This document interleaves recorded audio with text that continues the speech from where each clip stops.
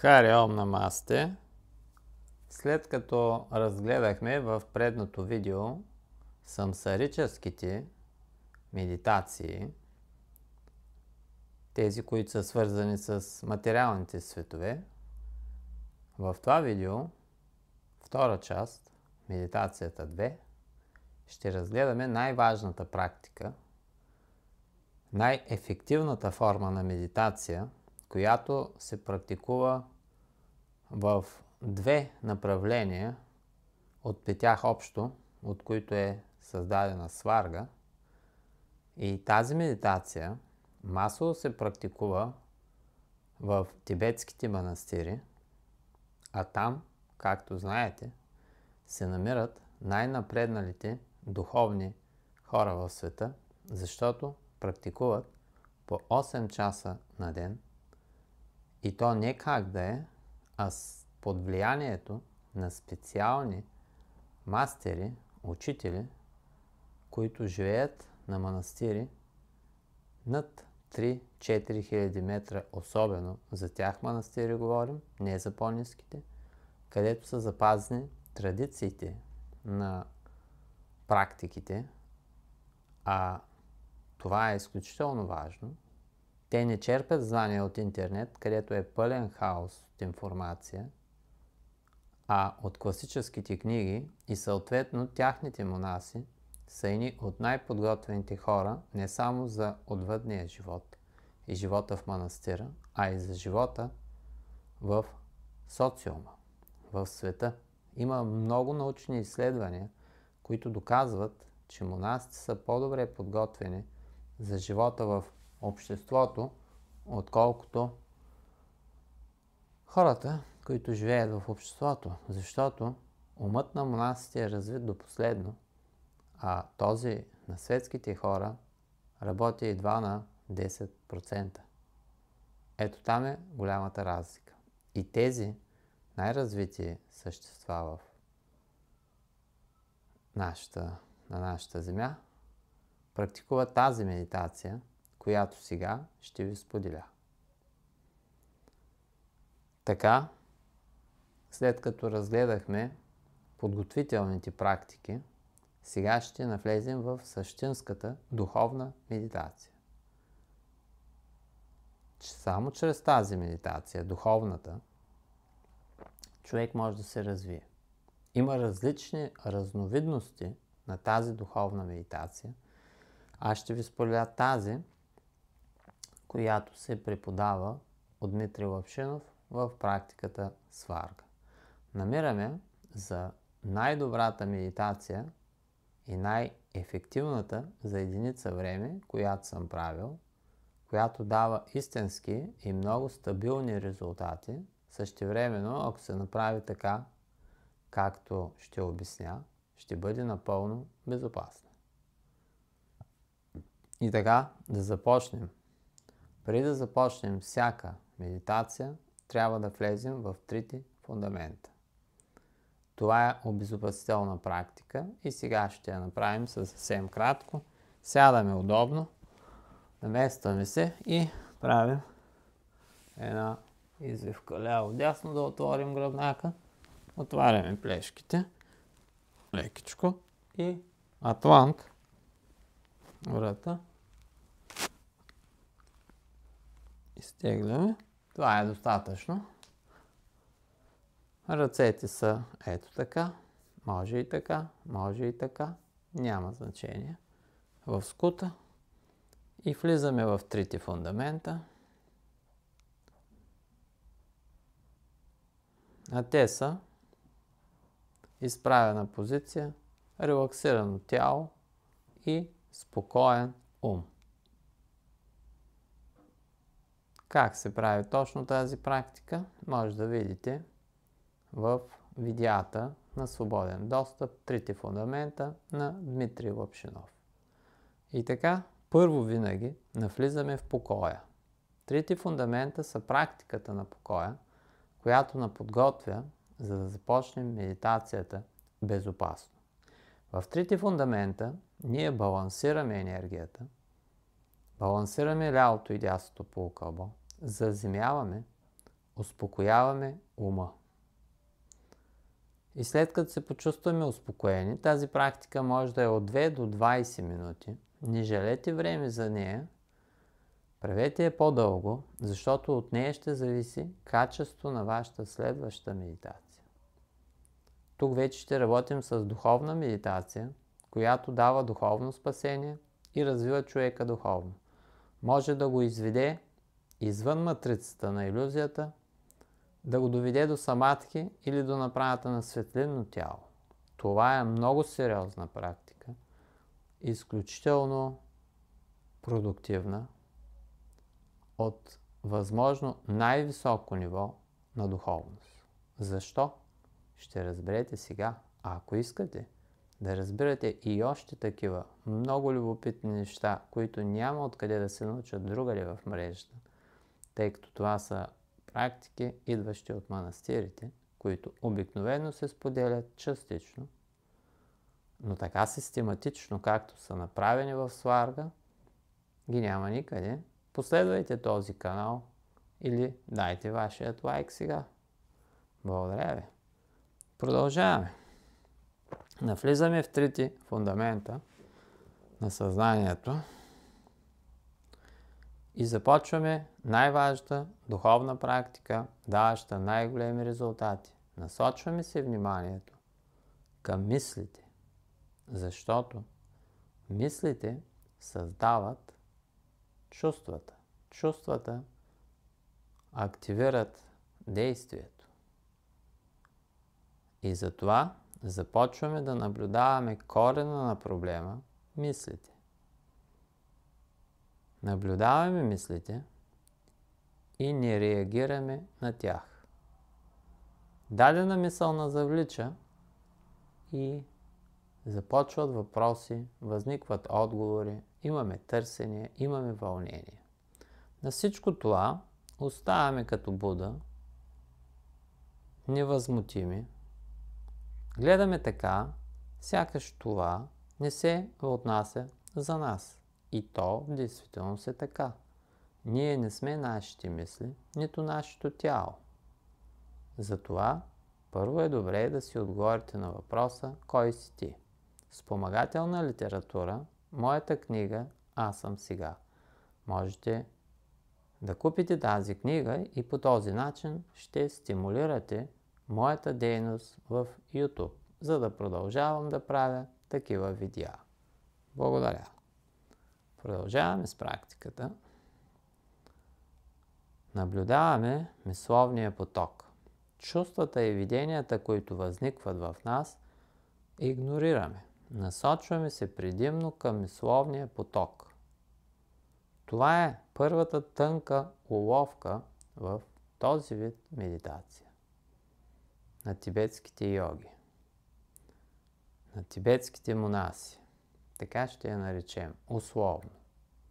Тя има друго име, което аз тук няма да спомена, но в персоналните обучения по Сварга моите ученици знаят за какво става дума. Можете да се обадите за повече информация какви са тези персонални обучения в практиката Сварга. И така, наблюдаваме мислите и не реагираме. Това е най-важното. Ще има много мисли, които ще се опитат да наотклонят от целта. А целта е навлизане в покоя, в ясното съзнание, в огледалото, което е чисто, като гладко планинско езеро. Наблюдаваме мислите и продължаваме да стоим невъзмутимо. Каквото и да се случва, колкото и да е вълнуващо, ние продължаваме да наблюдаваме мислите. Физически можем да центрираме нашето внимание в средата на главата. Също така в средата на гърдите или средата на корема. А може да редуваме 20 минути в корема, 20 в гърдите, 20 в главата. Но това не е най-същественото в практика. Най-същественото е наблюдаването на мислите като страничен наблюдател. Сякаш това е някой друг човек, това не си ти. И наистина, ти си кой? Ти си наблюдателя. Кой е наблюдателя? Наблюдателя е Бога в тебе. Между теб и Бог няма разлика. Ти си капката в океана, но ти си и океана, и капката едновременно. Това се разбира, когато реализираш на практика тази медитация и постигнеш самадхи. Това състояние в вариант Сатори, кратко самадхи, постигнах 2018 година. И от тогава споделям на хората как да медитират и как да живеят. Помежду другото, това го правя от 2 годишен. От 2 годишен учих хората как да медитират, защото от тогава започнах да практикувам тази медитация на покоя. Продължаваме с практиката. От време на време можете да се върнете към трите фундамента, ако загубите състоянието. Намествате се, релаксирате се и се отпускате. Продължавате да съзерцавате мислите си, докато стигнете до зоната на пустотата. В тази зона ще забележите завишаване на покоя. Намаляване на мислите и завишаване на покоя. Тогава прехванете покоя и се концентрирайте в него, а не в мислите вече. Те ще станат достатъчно слаби с практиката. Много е интересен тук въпроса, колко часа практика е нужно, за да се случи това. Много е относително, но минималното време според мен е поне 1 година занимание в рамките на около 1000 часа медитация. Може да има и изключения. Когато достигнем до покоя, ние се концентрираме в покоя и започваме да наблюдаваме наблюдателя.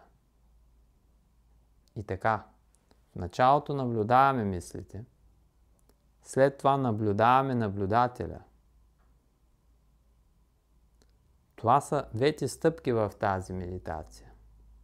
Покоя и наблюдението на наблюдателя са аналогични неща, казани с 2 думи. Защото когато започнете да наблюдавате наблюдателя, т.е. имате тази възможност, вие вече ще сте в някакъв значително дълбок покой, за да може това да се случи. И втората стъпка в тази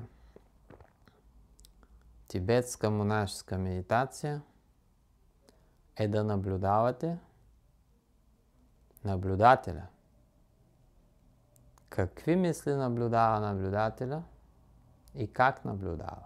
Де-факто, тук е духа, тук е душата, а тук е ума. Когато ние сме слети, нашият наблюдател е винаги духа. Когато той е слят с ума, той се вълнува от мислите, той е прикачен за мислите. Кармата започва да се генерира тогава, когато ние се закачим за дадена мисъл преживяване. Имаме сцепване. Трябва да пуснем. Когато пуснем мисълта, ситуацията, ние изчистваме кармата, пускаме. Сцепването създава мисли. Мислите създават чувства. Чувствата водят до действие. За да прекъснем този порочен кръг, трябва да отсечем корена, а корена на проблема е сцепването. Когато наблюдаваме мислите, без да се сцепваме за тях, ние отсичаме нашата карма из основи и тогава нямаме нужда от констелации, нямаме нужда от психолози, нямаме нужда от психиатри. Но, за да медитираме, трябва да сме здрави психически преди това. И когато сме здрави и започнем да правим тази тибетска медитация,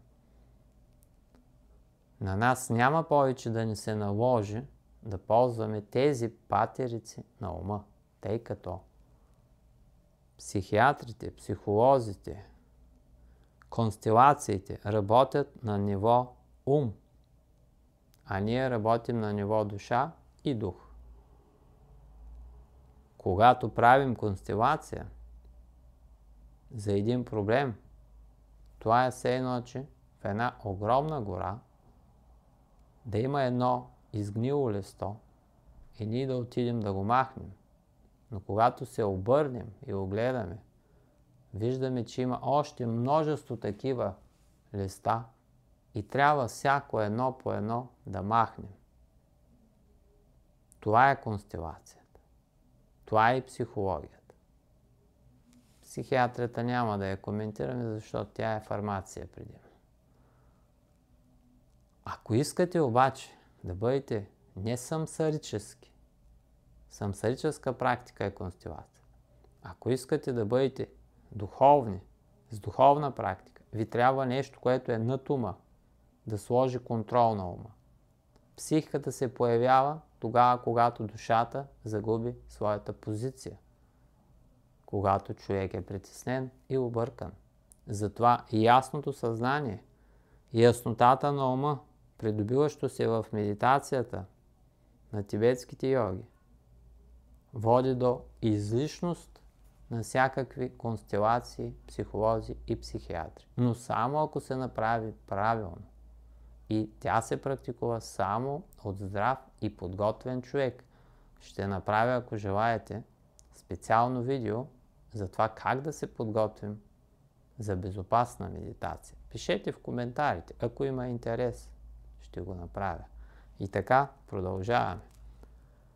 Навлизаме в дълбокия покой, съзерцаваме всичко, не реагираме на нищо и стигаме до покоя, където наблюдателя започва да наблюдава наблюдателя. Тоест, духа, душата наблюдават как ума ходи тук-таме и как той наблюдава. Защото ние сега наблюдаваме от гледната точка на ума, но фактически истинският наблюдател, този, който преживява, е духа. Духа е равен на Бог, е равно на аз съм. Аз съм никога не изчезва, казва Нисаргадата, и аз го казвам същото. Защото аз съм е същината на живота. Аз съм не е илюзорното его. Не бъркайте тези две неща. Едно е илюзорното его, което е създадено от Майя. Друго е наблюдателят във вас, който е абсолютен, вечен, неунищожим. И това си самия ти. Ти си този вечен наблюдател. Ти и Бог сте абсолютно едно винаги.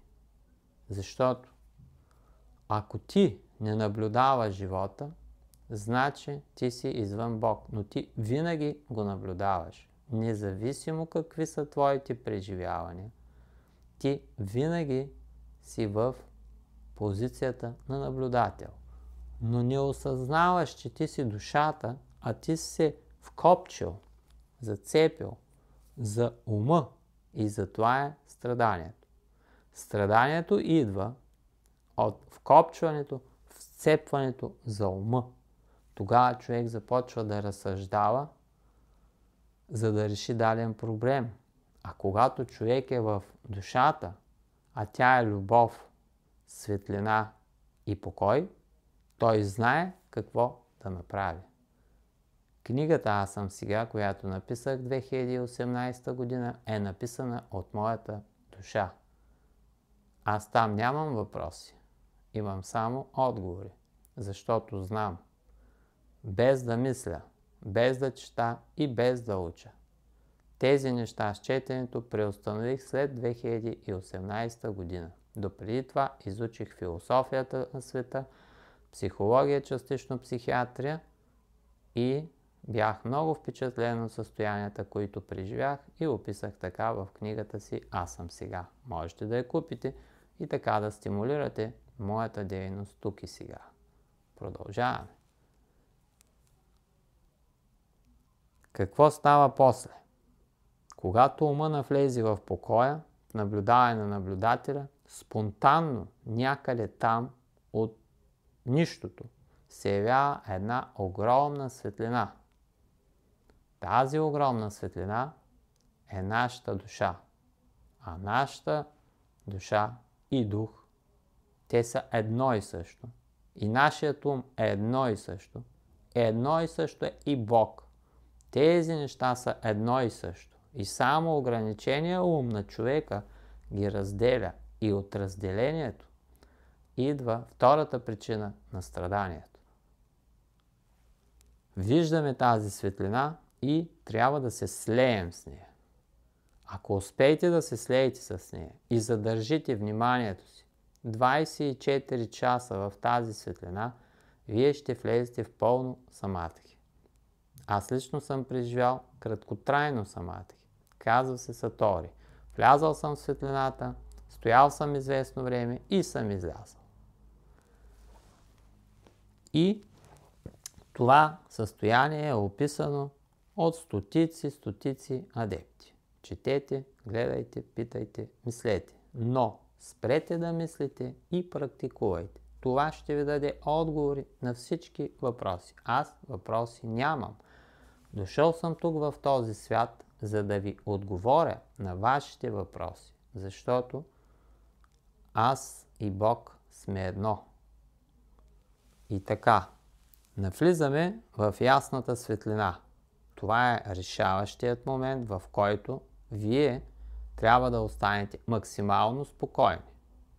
В предстоящото видео знаци по пътя на медитацията ще поясня точно какви са знаците и как се влиза в светлината безопасно. Всичко говоря от личен опит. Продължаваме. Наблюдателят разбира, че той е тази светлина и че няма друг освен него. Няма Бог, няма човек, няма други, няма Вселена, няма нищо.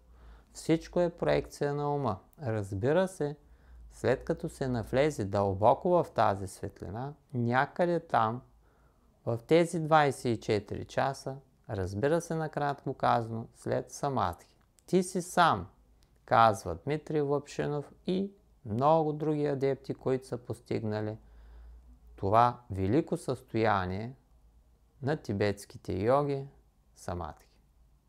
Това е крайната фаза на духовната медитация. Над него стои само светлинното тяло. Но това е друга тема. Ако желаете, ще ви направя обяснение как се прави светлинно тяло. И така, продължаваме. Целта на практиката е да не контролирате ума на къде гледа, към коя мисъл гледа, а да наблюдавате как той си сменя мислите. Това ще доведе до изтриване на вашата карма. Много по-добре от всяка констелация, психолог, психиатър или друг вид самсарическа практика. Самсарическите практики не са духовни практики, те са материални практики. В медитацията е едно филма.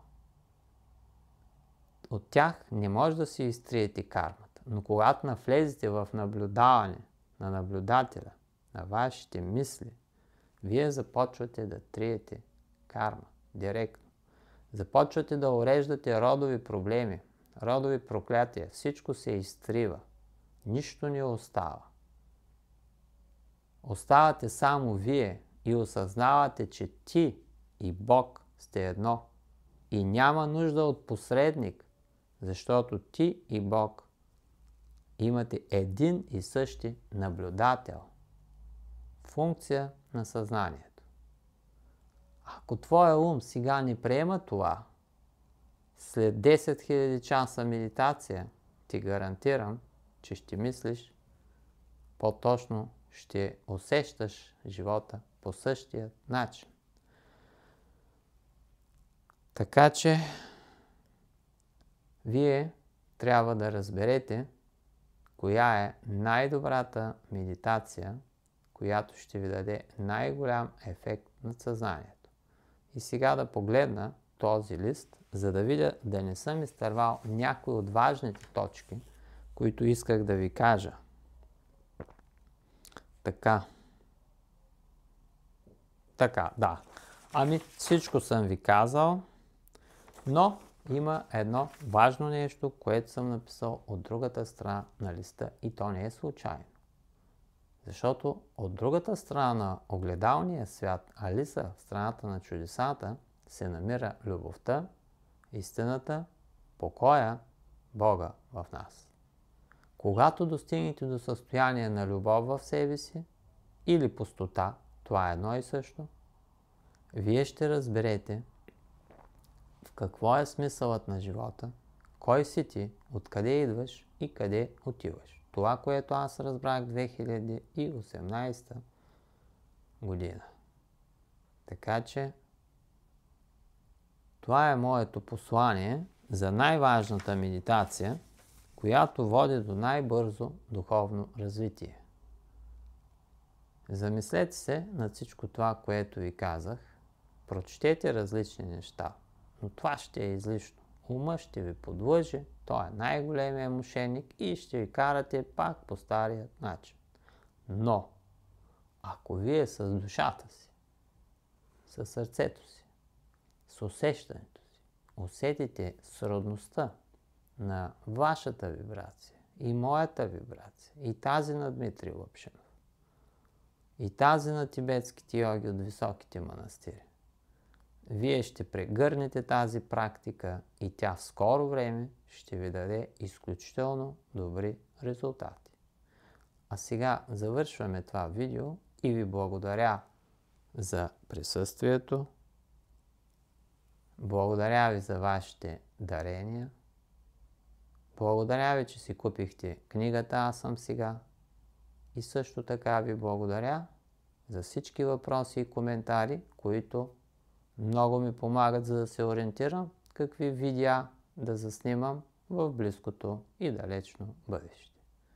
Хари Ом от мен, Ник сега, инструктор Сварга, ви пожелава прекрасен ден.